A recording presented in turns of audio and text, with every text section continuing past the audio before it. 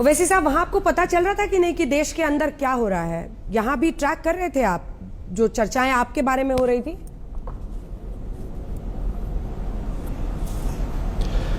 नहीं, वहाँ इतना हेक्टिक ये विजिट था, मीटिंग्स पे मीटिंग्स, और तो ज्यादा तो ट्रैक नहीं कर रहे थे, तो अब जरूरत भी नहीं है। देश हमारा है, क्यों ट्रैक करेंगे? हमको ट्रैक करना था कि हम जिस मकसद के लिए गए थे। जी, मैं आपको बताती हूँ सर, किसी ने देश में कल्पना नहीं की थी कि किरेन रिजिजू साहब आपका वीडियो डालेंगे। पूरे देश में ऐसा लग रहा है कि नए हिंदू हृदय सम्राट आप बन गए हैं।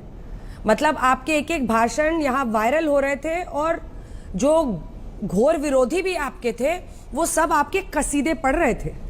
अब क्या क्या होगा नहीं मालूम, इसीलिए तो मैंने कहा ना कि मेरा हाल तो लैला का है। जब जो जिसको आया अपने लिए इस्तेमाल कर लिए।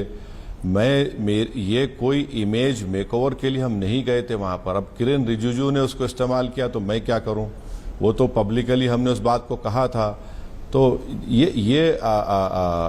कोई हमको कोई किसी को बताने की ज़रूरत नहीं है, किसी से हमको सर्टिफिकेट हासिल करने की ज़रूरत नहीं है।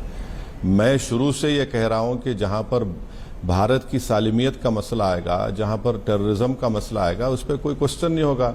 मैंने पब्लिकली ये कहा कि मेरी पॉलिटिकल आइडियोलॉजी के लिए मैं अपनी जान भी देने तैयार हूँ।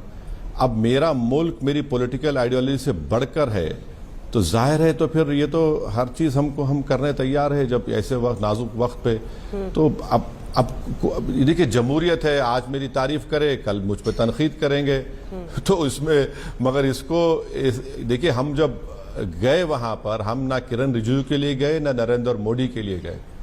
हम एक देश के लिए गए जिसकी आबादी 133 करोड़ की है, जिसकी आबादी की जनता एक पड़ोसी मुल्क के टेररिज्म से उसका विक्टिम बनी हुई है, और उस देश को एक्सपोज करने के लिए, और ताकि जिस फॉरेन कंट्रीज में हम गए, ताकि हमको उनकी मदद हासिल हो, उनकी सपोर्ट हासिल हो, और वो भारत के इस पोजीशन को समझे कि हमने सिर्फ 9 प्रोस्क्राइब ऑर्गेनाइजेशन को पहले टारगेट किया, उनके ना मिलिट्री को किया ना सिविलियंस को किया। बाद में पाकिस्तान ने जब हिमाकत की तो हमने जवाबी कार्रवाई की, और जवाबी कार्रवाई में उनके 9 एयर बेसेस को हमने नुकसान पहुंचाया।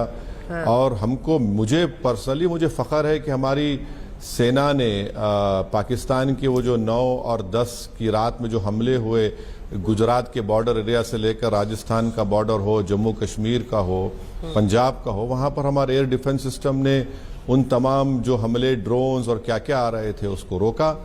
और यकीनन तकलीफदेह बात है कि हमारे पूंछ के 15 सिविलियन की मौत हुई, 5 हमारे डिफेंस के पर्सनल की मौत हुई है।